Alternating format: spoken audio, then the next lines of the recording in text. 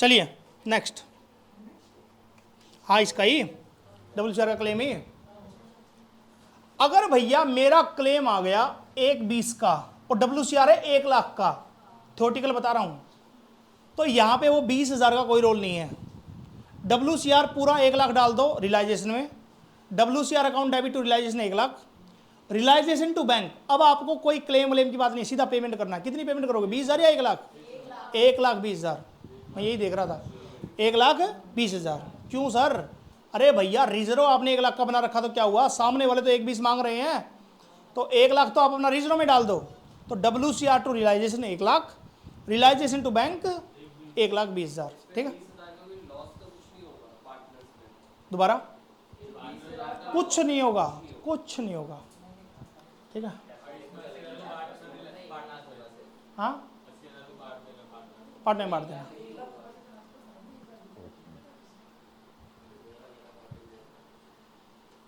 तू क्या कर रहा था 80,000 को इसमें ना, इवन दोबारा बोल, तू किस क्वेश्चन को पूछ रहा था? हाँ तो 20,000 को बांट देना। हाँ पहले बात किस। चलिए जी, WCR के बाद रियलाइजेशन की कोई भी एंट्री आ जाए, 4 एंट्री बनेंगी सिर्फ। अगर पैसा आ रहा है तो कैश अकाउंट डेबिट या bank account debit. Sir cash लिखें या बैंक लिखें?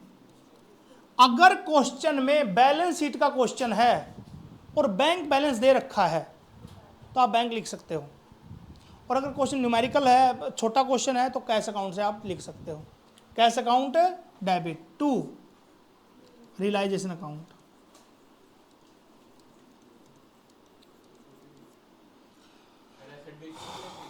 जी हाँ, लाइबिलिटी क्या होगी, रियलाइजेशन टू कैश। इसके बाद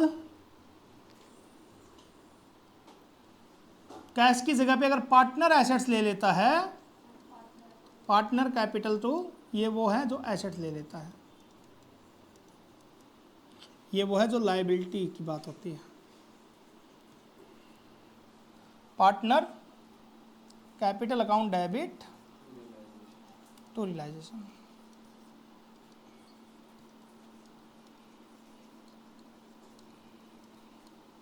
और यहां पे अगर लायबिलिटी ले लेता है पार्टनर, तो partner capital account realisation account debit partner capital account. अगर हम उसको रेम्यूनरेशन वगैरह कुछ भी पे करते हैं तो यही एंट्री होगी जो पार्टनर कैपिटल वाली अभी हुई है।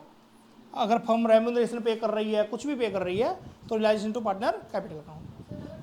फर्म के लिए कोई खर्चा हुआ ना, खर्चा हुआ, बस देख लेना खर्चा है क्या, तो रियलाइजेशन हमेशा क्या होगा, डेबिट, और पेमेंट होगी तो कैश क्रेडिट, और वरना ठीक है जी। हाँ क्वेश्चन नहीं, क्वेश्चन नहीं, बस ठीक है, क्वेश्चन नहीं, बाद में लिख लो इसको, पर्टिकुलर क्वेश्चन नहीं करेंगे, केस एक कर लिया तो फिर उसका तो पूरा पॉइंट ही करना पड़ जाएगा। ठीक है आगे बढ़ते हैं। सुनिए भैया, अगर पार्टनर अपने लोन के बदले में एसेट ले लेता है तो पार्टनर लोन टू ना realisation, partner loan account debit to realisation. Sir cash लेता है तो partner loan to cash. Partner अपने लोन के बदले में एसेट ले लेता है तो एंट्री होगी पार्टनर लोन टू रियलाइजेशन, तो इसकी एंट्री होगी पार्टनर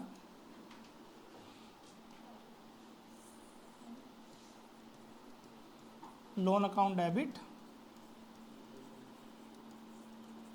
टू रियलाइजेशन।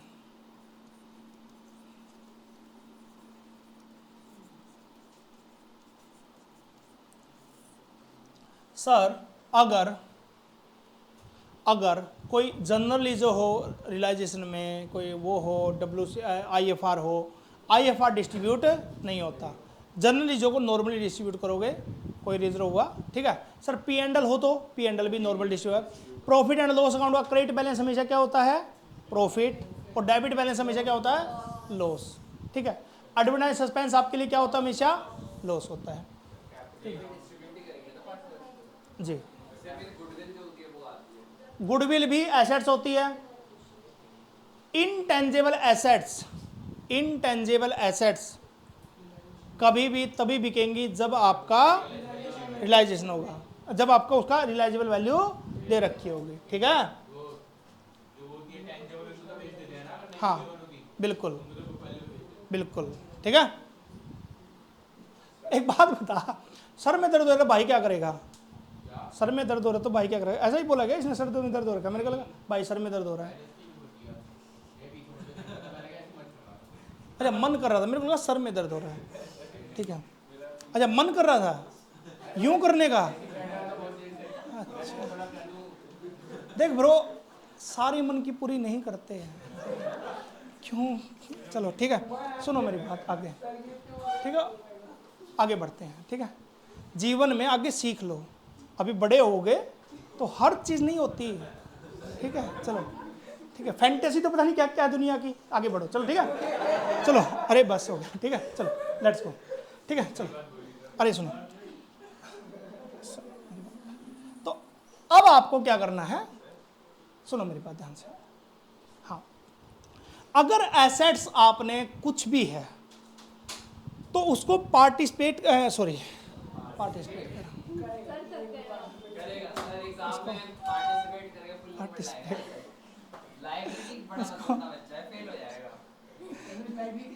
उसको डिवाइड कर लेना, उसको डिवाइड कर लेना। अगर वो हाफ बिकी है तो 80,000 का स्टॉक है, अगर उसने अभी तक 20,000 का बेचा है किसी वैल्यू पे, तो 60,000 वाला पता होना चाहिए आपको, क्योंकि बाद में इसको बेचना ही है, क्वेश्चन बोले या ना बोले, पार्शियल पेमेंट है जो। ठीक है, ये 60,000 वाला अगर क्वेश्चन ना बोले तो खुद से बेचना है, और वहां पे ज्यादा बड़ा क्वेश्चन नहीं आएगा, 3 नंबर का आएगा तो 3 ही एंट्री आएंगी, और 3 एंट्री भी नहीं संभाल पाओगे तो काफी मुश्किल है। यहाँ तो 10-10 एंट्री का क्वेश्चन भी किया हमने।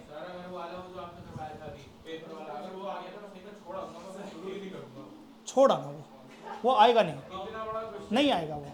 ठीक है, जब आप रियलाइजेशन की सारी एंट्री कर लो तो रियलाइजेशन के प्रॉफिट लॉस को खुद से डिस्ट्रीब्यूट करना। सर हमें कैसे पता चलेगा? रियलाइजेशन क्रेडिट ज्यादा है तो प्रॉफिट है, लॉस ज्यादा है तो डेबिट से ज्यादा है तो लॉस है। लॉस की एंट्री क्या होती है भाई साहब? लॉस डिस्ट्रीब्यूशन की एंट्री क्या होती है? हाँ चलो आखिरी तक आते आते हम पहुंचे हैं। ठीक है, तो partner capital account debit to realisation, और प्रॉफिट के टाइम पे realisation account debit to partner capital. ये सारा हो गया। सर इसका अकाउंट हमने बना लिया था, अकाउंट बस हल्का, अरे यार ठीक है, अगर हमने अकाउंट बनाना है तो बस एक ही चीज याद रखनी है कि सारी एसेट्स पहले ट्रांसफर करनी है, एसेट सारी यहां पे ट्रांसफर करनी है, other than cash, bank, fictitious assets, partner loan,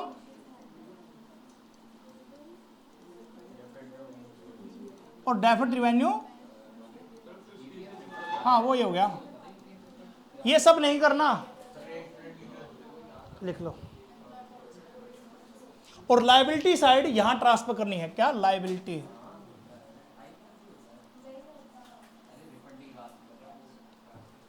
side में आपको क्या क्या नहीं करना? कैपिटल अकाउंट नहीं करना,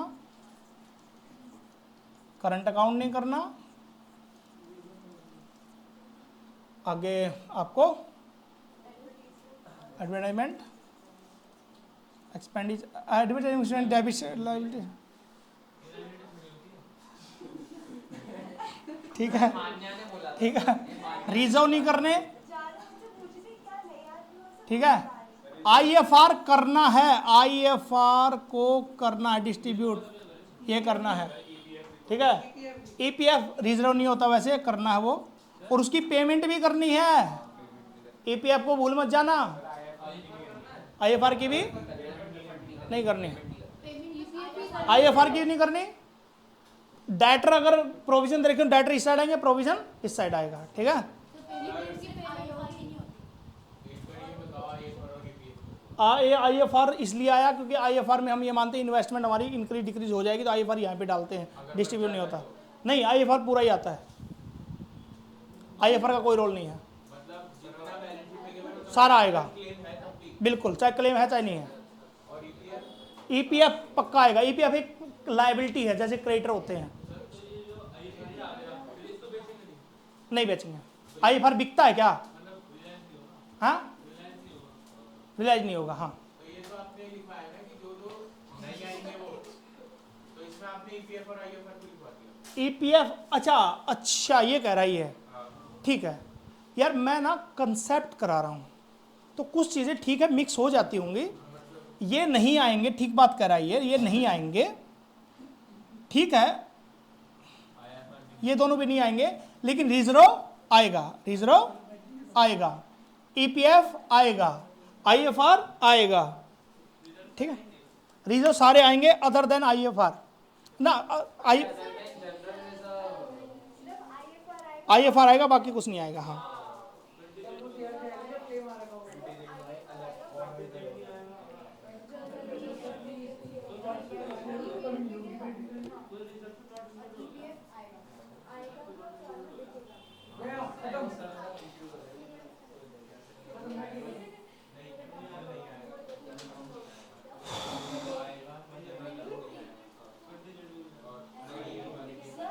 आप 4 लोग डिस्टर्ब कर रहे हो सच में। हो सकता है कंसेप्ट थोड़ा बहुत वीक हो, मैंने फिर कहा है वीक रहेगा, एक एक पॉइंट के पीछे पड़ोगे नहीं होगा। तो एक बार इस बात को समझ लो, नहीं आया समझ में, खत्म। क्लास के स्टार्टिंग में भी कहा था मैंने, ठीक है। अब सुनो, IFR आएगा, EPF आएगा, IFR की पेमेंट नहीं होगी बट EPF की पेमेंट होगी, ठीक है। अब आपको जब भी एसेट्स बेचना है तो बस ये देख लेना कि कितने प्रॉफिट में बेची, कितने लॉस में बेची, वो सारा हम कर चुके हैं बहुत अच्छे से, ठीक है। सुनिए, क्या गुडविल तो आएगा, नॉर्मल एसेट्स है। नहीं, गुडविल नहीं होती डिस्ट्रीब्यूट, गुडविल एक एसेट्स है, नहीं आती है, ठीक है। चलिए, इसकी ये तभी बिकेगी जब क्वेश्चन में इसकी रिचार्जेबल दे रखे होगे। चलिए जी, 1 नंबर का क्वेश्चन भी आएगा कि इनटेंजिबल एसेट्स इसमें रिलाइजेशन में बिकेगी, कब बिकेगी? जब उसकी रिलाइजेबल वैल्यू दे रखी होगी, ठीक है। और इसका डिजुलेशन का क्वेश्चन MCQ में पक्का आएगा, घुमा के, कौन सा? एक 8 लाख की एसेट्स है, 20% उसका 10% इतने में लिया, उतने में लिया, ये सारा क्वेश्चन आएगा। तो आप आराम से कुछ नहीं करना, जितने की टोटल एसेट्स है उसको 2 पार्ट में बांट लो, जितने की उसने ली एक ने, जितने की दूसरे ने ली, उसने कितने में ली और दूसरे ने कितने में ली। तो इस तरह से आप आराम से कैलकुलेट कर लेना रिलैक्स वे में, ठीक है। डिजुलेशन में हम इतना ही कर पाएंगे, ठीक है। अब हम 10 मिनट का ब्रेक ले सकते हैं, उसके बाद हम लोग दोबारा स्टार्ट करते हैं। कम से कम 1 घंटे का तो दो मिनिमम।